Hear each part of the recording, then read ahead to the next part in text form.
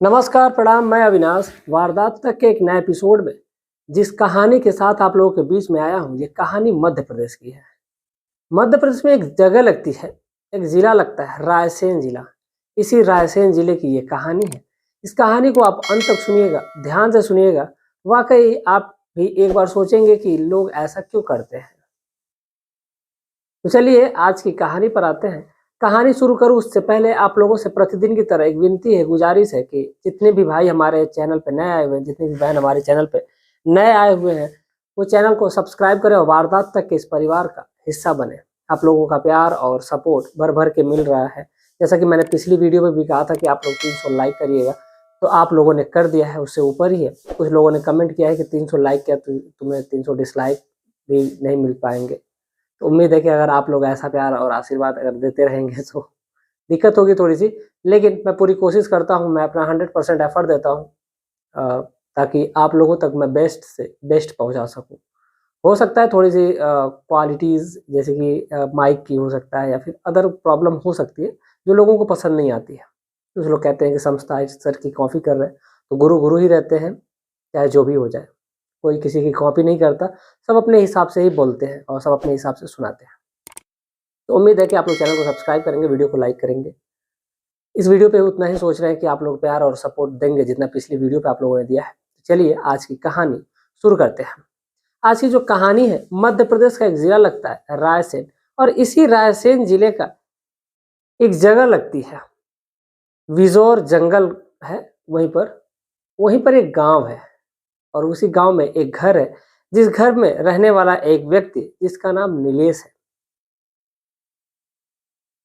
नीलेश है, उसके पिता है राजेश और राजेश की पत्नी है सुचिता, और ये 3 लोग हैं। उनकी एक बहन भी है जिसका नाम सुप्रिया है। सुप्रिया की उम्र लगभग 19 साल है। भाई जो नीलेश है उसकी उम्र लगभग 24 साल है, और माता पिता की जो उम्र है वो लगभग वही 40 के करीब है, और माँ की उम्र 38 साल के करीब है। ये परिवार है, परिवार में खुशियां थी और परिवार बहुत ही अच्छा चल रहा था। लोग मजदूरी करके अपनी जिंदगी को निर्वहन कर रहे थे। ऐसे ही जिंदगी चल रही थी। कहते हैं गांव में जो होता है मट्टी का घर होता है, और मट्टी के घर में आप लोगों को पता ही है कि उसमें गोबर डाला जाता है, गाय का, भैंस का, जिसका भी होता है, या फिर उसको मिट्टी से ही उसकी लिपाई होती है। और जो वो चमक आती है घर में, वो वाकई मुझे नहीं लगता है कि वो फर्श पे आएगी कभी। जो महक होती है मिट्टी की, जो हमारी मातृभूमि है, जो हमारी माता है, उस धरती की जो महक होती है वो वाकई लाजवाब होती है। जो वो महक, वो खुशबू टाइल्स वगैरह में नहीं आ पाएगी।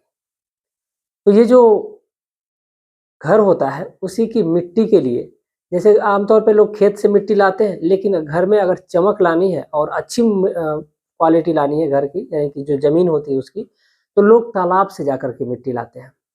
तो वही काम वो लड़की की, यानी कि जो सुप्रिया है, वो जाती है और एक बाल्टी लेती है और बाल्टी लेकर के पहुँचती है उसी पोखरे में। वहाँ पर एक पोखरा रहता है।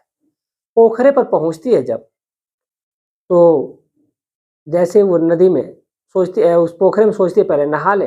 नहा लेने के बाद, क्योंकि उस टाइम पर वो अकेली गई थी, जब वहाँ पर पहले थोड़ा-सा नहाती है, और नहाने के बाद जब मिट्टी भरती है और भर लेने के बाद जैसे ही वो बाहर निकल रही होती है, तब तक ऐसा उसको लगता है कि उसके प्राइवेट पार्ट पे कुछ काट-सा रहा है। अब जब उस चीज़ को देखती है तो वो एकदम चीखने लगती है, चिल्लाने लगती है, और बार-बार उसको हटाने की कोशिश करती है, लेकिन वो हटता नहीं है। यानी कि जोंक थी जो उसके प्राइवेट पार्ट पे पकड़ चुकी थी, और उसको बार-बार छुड़ाने की कोशिश कर रही थी, लेकिन वो छूट नहीं रही थी। तब तक एक लड़का होता है जिसका नाम विकास होता है। विकास पहुँचता है और उस लड़की के पास और उस जोंक को हटाता है। जब जोंक को हटाता है, लड़की चिल्लाना बंद करती है। जब शांत होती है तो वो कहती है कि अरे तुम यहाँ पे कैसे? तो जो लड़का है वो कहता है कि मैं तो तुम्हारा पीछा हर वक्त करता हूँ, मैं तुम्हें चाहता हूँ, मैं तुम्हें प्रेम करता हूँ।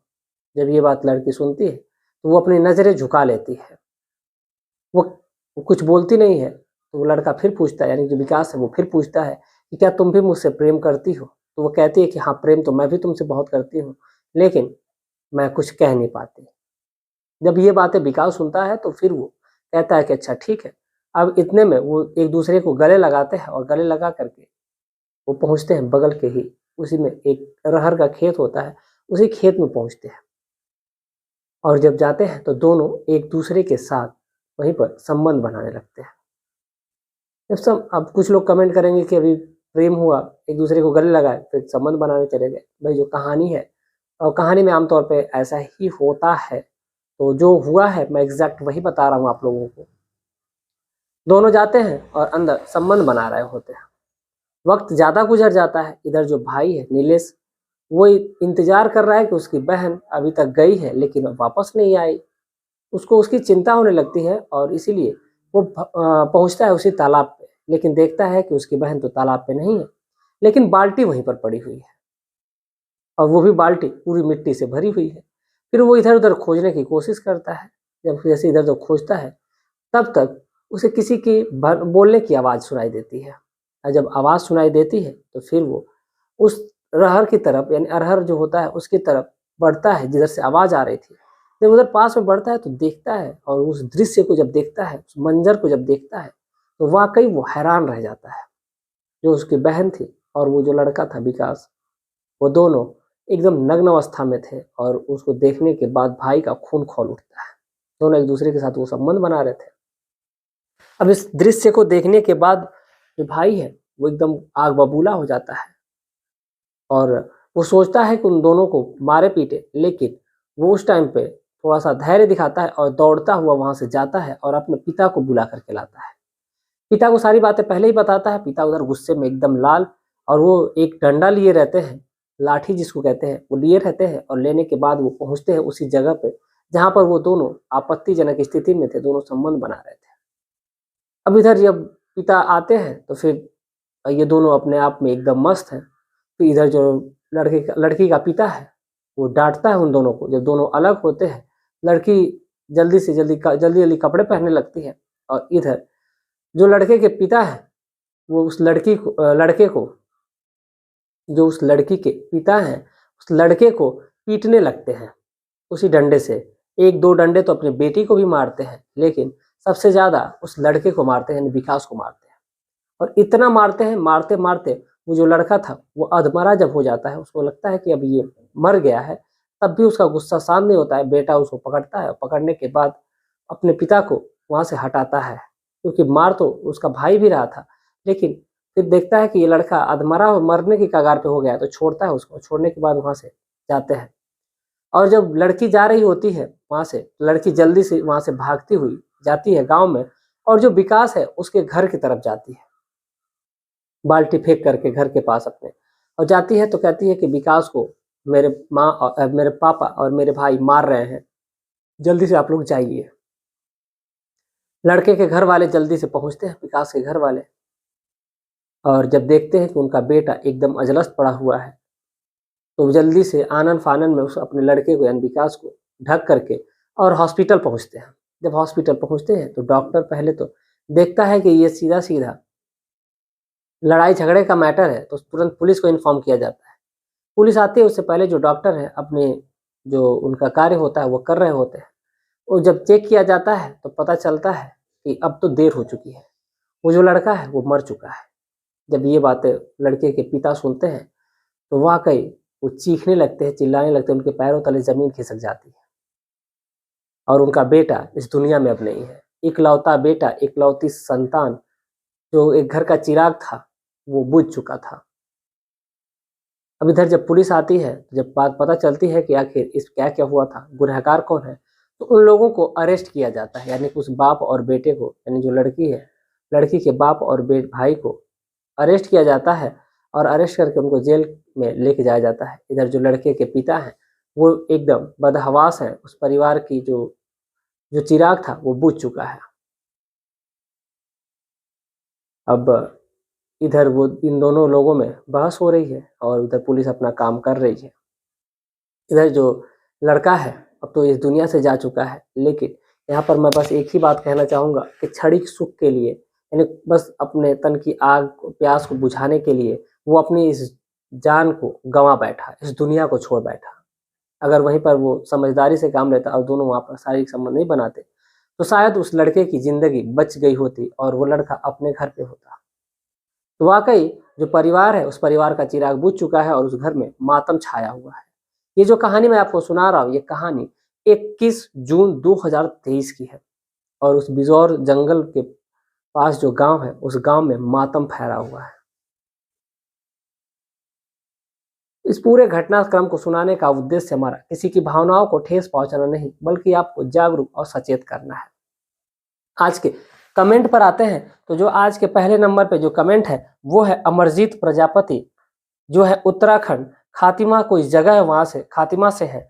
और फिर ये अगले नंबर पे सुबोध कुमार बीएसएफ सिलीगुड़ी में, इनकी सिलीगुड़ी में पोस्टिंग है, ये इनका नाम है सुबोध कुमार। वीरेंद्र कुशवाहा अहमदाबाद गुजरात से। अगले नंबर पे है मोहम्मद महताब। फिर है मार्टोलिया किशन, इनकी आईडी है वहीं से इनका नाम लिया गया, तो मार्टोलिया किशन ये है उत्तराखंड, टनकपुर कोई जगह है वहां से ये है। संजय मंसूरी सूरत से, यानी कि सूरत जो गुजरात से। आदिल अहमद वनमाड़ी तमिलनाडु से, यह सूरज श्रीवास्तव, इरशाद चौधरी, रिंकू, डॉक्टर AK अग्निहोत्री प्रयागराज उत्तर प्रदेश से। तो तमाम आप सभी लोगों का तहे दिल से धन्यवाद देता हूं कि आप लोग कमेंट करते हैं और अपने जगह से, अपने प्रदेश से कमेंट करते हैं। ये सुन करके और ये पढ़ करके बड़ा ही अच्छा लगता है कि आप लोग इतने दूर दूर से इस कहानी को सुनते हैं। उम्मीद है कि आप लोगों को ये कहानी में जो निष्कर्ष है आप लोग खुद कमेंट करेंगे कि आखिर यहाँ पे क्या सही था क्या गलत था। यहाँ पर समझदारी से भी काम लिया जा सकता था, लेकिन लोगों ने, तो जो लड़की का पिता है वो तैस में आकर के फैसला लिया। जैसा कि मैंने एक कहानी आप लोगों को सुनाई थी कि जो करोड़पति जो मालिक होता है वो जो ड्राइवर होता है, ड्राइवर उसी का ड्राइवर होता है और वो अपनी बेटी से, यानी कि जो करोड़पति मालिक है उसी की बेटी से ड्राइवर संबंध बना रहा होता है। जब ये बात उसको पता चलती है तो यहाँ पर भी वो खौफनाक कदम उठा सकता था, लेकिन वो नहीं उठाता है और वहाँ पर अपनी ही बेटी की शादी उससे कराता है।